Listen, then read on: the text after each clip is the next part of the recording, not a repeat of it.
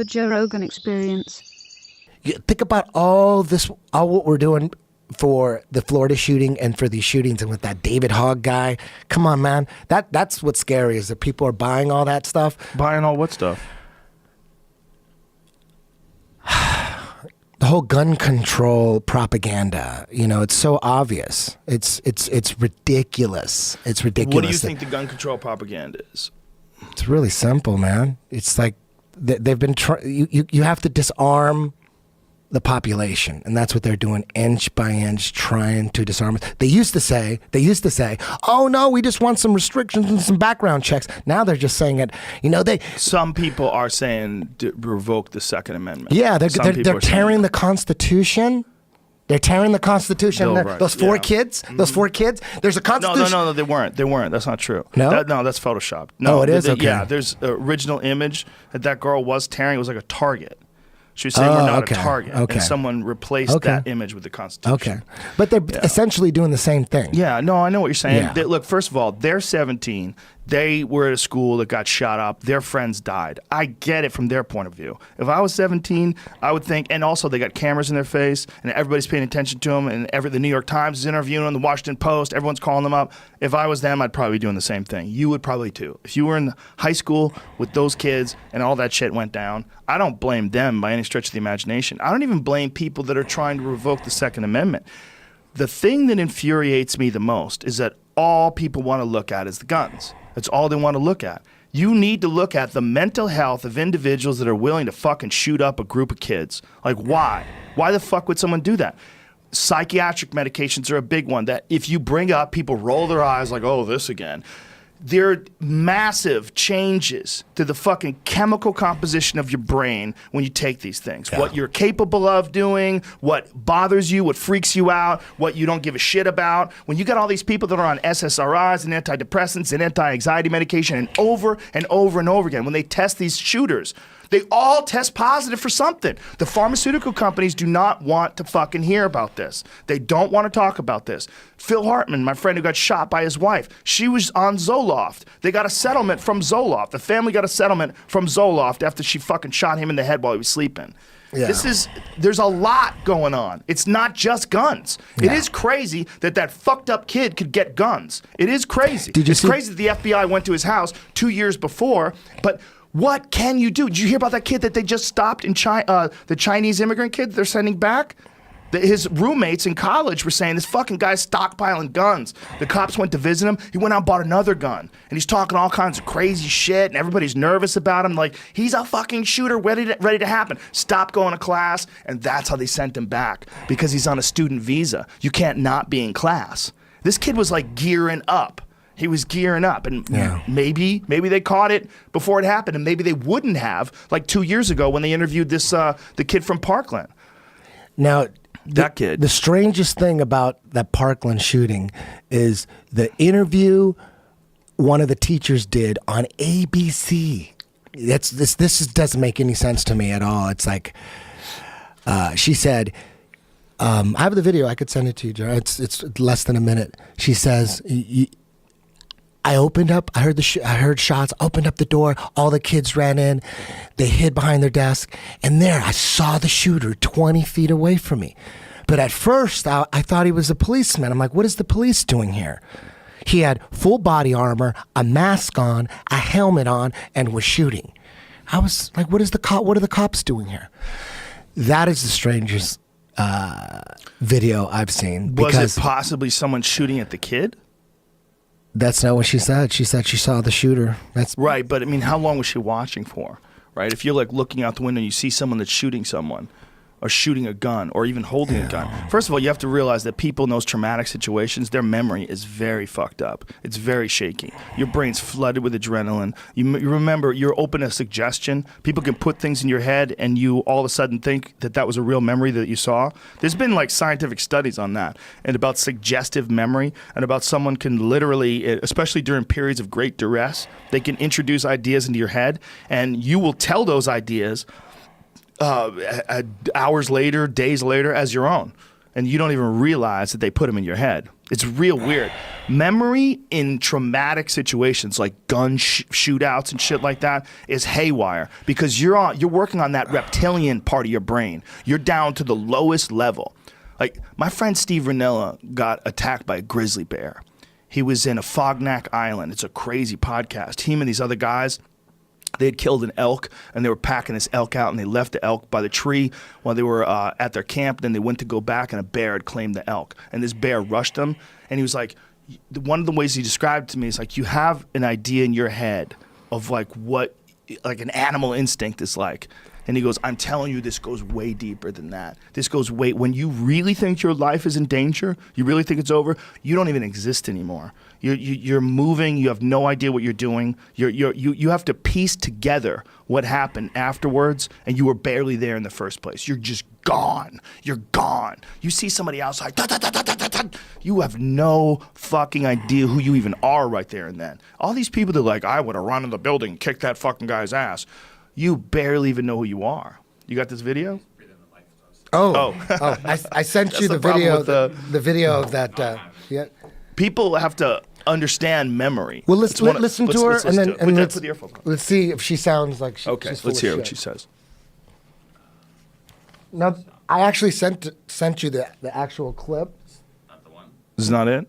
Didn't I sent you one, right? On your phone. This is not it, though. That's the lady, but I don't know when she's gonna say. Unless let's just play it because we don't hear it. We're not hearing it, Jamie. Okay.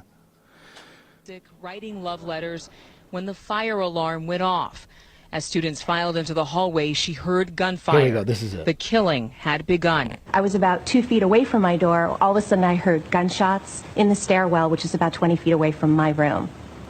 And then kids were screaming and then running back towards me and towards the end of the hallway. So I just went in this very strange autopilot mode where I pivoted on my feet. I unlocked my door, and then kids just started pouring in my room. I don't know how many kids were in there, but I was pulling them and getting them in and shouting at them to get in the room. And then I suddenly saw the shooter about 20 feet from me, standing at the end of the hallway, actively shooting down the hallway, just a barrage of bullets. And I'm staring at him thinking, why is the police here? This is strange, because he's in full metal garb, helmet, face mask, bulletproof armor, shooting this rifle that I've never seen before. Saw something. Yeah. That sounds like she got a very good look at it. And there's another video of a girl saying, yeah, we heard shots and we're running through the hallway. And then I run into Nicholas Cruz. And I looked at him and I told him, I'm like, isn't it weird that everyone thought this was going to be you? And then he just stood there and then we ran off because we heard more shots. What? It doesn't make any sense. Doesn't make any sense. And that stuff, So those you videos think get taken down. Those videos get taken down. But that video is not taken down. They've been taking them down. When they find them, there's people actively taking down witness testimony that doesn't go with the official narrative, man. So you think that this is like a false flag? Like someone went in there, shot up the school? They do it all the time, dude. That's what they do. And then they focus on it. They had this Nicholas Cruz guy, and they go, oh, we got a perfect guy. So they come in, they have a professional team, they drag a Nicholas Cruz, they do what they got to do, they throw him in there, arrest them, and go, we got him. And then everyone buys it. That's what's going on. Right. In my opinion. But this is a crazy opinion, right? Because you weren't there. I'm not the only one on the other saying side of the this. country. I'm sure. But every time there's any sort of a mass event, some horrible event, there's always conspiracies. You know, because what was going on right before this was the release of the FISA document and and what's the FISA the media document? was bearing that. The FISA document was a document that Trump released and got zero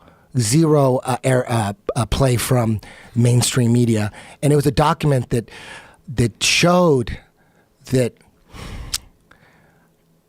a lot of really important people in government from all the agencies were all colluding together to take down Trump. And there's text messages and emails. They're going back and forth. So this they all is work all that together shit that was with Hollywood, using Hollywood. So FISA document was about to get dropped, and everyone was saying, "Wait, they're backed into a corner. They're going to pull something off. Watch, here it comes. They're going to pull out. There's going to be a shooting or something. Wait for it. Here it comes. And then boom. So as soon as it happened, the reason why conspiracy theorists were going, that's it. And look at all the mistakes. Look at all the testimony that doesn't make any sense that they're ignoring like that. The thing that gets me is there's so many fuck ups in that shooting as a false flag, or like all these witness testimony that doesn't make any sense. That to me, I think they did it on purpose to keep all the conspiracy theorists busy, because there's so much shit that's clear to keep everyone calculated. away. That doesn't make any sense. To keep everybody away from the FISA document. But you know what? It's also possible the people that were at that shooting, their memories all fucked up because there was somebody shooting people. That's a real thing. Like, that's 100%. Did she sound like she didn't know what she was talking about? She didn't that sound like it then, but that wasn't when the shooting was going down. Yeah, When you see people like right when they've seen some shit, their brain's scrambled. Yeah. That's something to have to take into consideration, especially some nice lady, probably never saw anybody get shot in their life, probably never saw much violence. Yeah, maybe.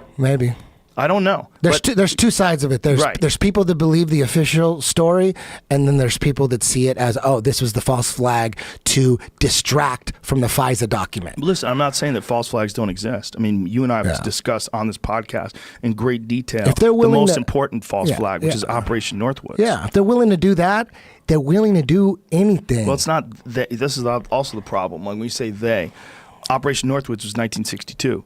The question is, if that's how they did business back then, which is what they did. I mean, Operation Northwoods, they were planning on attacking Guantanamo Bay with going to arm Cuban friendlies, have them attack Guantanamo Bay. They were going to sacrifice American lives. They were going to blow up a drone jetliner, blame it on the Cubans. All this was to get us enthusiastic about going to war with Cuba. Yeah. They were going to sacrifice American lives. This was 100%. They were going to lie and fake Which is normal for empires, for all countries. This is just a normal, false flags it's nothing new. It's been going on since the dawn of time. Right. False flags, it's old school shit. The question is, and this is for the rational person who's like, this is ridiculous. You have to wonder, is that evolved? Right? Everything evolves. The way we use technology evolves. The way we use literature evolves. The way we use TV evolves. Everything evolves. Does that evil corruption in government evolve too? Or does it just somehow or another get snuffed out because of the light? I don't buy that. I don't buy that. If you look at all the different things that we've shown that there's collusion in, just look at the fact that someone like Hillary Clinton can run for president while she was making hundreds of thousands of dollars giving speeches to banks. Like when she was in that debate with Bernie Sanders, and Bernie Sanders was like, release his transcripts. Tell us what you said. Tell us what you said to those nice banker people that gave you $500,000 or whatever the fuck they gave you. Yeah. Like, that's insane. To think that someone was like, listen, dude, she is so fucking entertaining. We're going to give her $250,000 for an hour. It's worth it. Trust me, I know we're in the banking business, and I know we make money with money. You know, I mean, we're all about money. We know the value of money. We're in the banking business. This lady talking is worth $250,000. It's the best.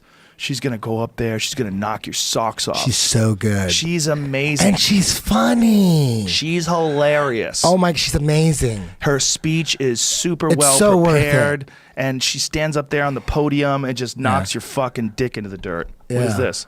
Hillary Clinton gets humiliating $7,000 less than Snooki for a speech at Rutgers as her story grows old. Oh wow! So she got her price slashed to $25,000. I think they're gonna throw her under the bus. Her standard fee was $200,000 per speech, but some folks suggest that it may be her broken record that set the recent slash price of $25,000. She made so much money off the Clinton Foundation. She's fine. Just stop and She's think just about fine. that. She's like, I'll do it for $1,000, dude. I got fucking $100 million from that Haiti earthquake. Are you kidding me? Yeah, but those people like her, I think one of the things in the back of their head is always the potential litigation. I think they always want to stockpile legal funds because someone could always come after them. Yeah, if you and stop plus and they think get about used to it. the They're like, Foundation, damn. They're like, you know, if you had $100 million and now you have, you know, $75 million, you're like, oh my god, get down to 50. Yeah, I got to take some odd jobs and shit. Do some speeches in Saudi Arabia. Listen, it should be illegal for someone to run for president if someone who they could influence in a positive way with passing things and signing legislation, if you know, pushing things forward, using their influence, if someone is in a position that they could do that for a company, and that company winds up giving you $200,000 to talk, that's just fucking insane. That's insane. That's bribery. Are you saying that it's worth $200,000? If she sucked every dick in the room, it wouldn't be worth $200,000, right? There's no way. Who's going to pay $1,000 for a Hillary Clinton blowjob other than for the story? I think she can get a lot of money for blowjobs. Do you think so? Dude, I think fucking someone- alt-right guys would just be fucking throwing down, dude. Busting, having bukkakis. You know what I mean? She'd do Oh, you'd do a have to get it bukkake. up.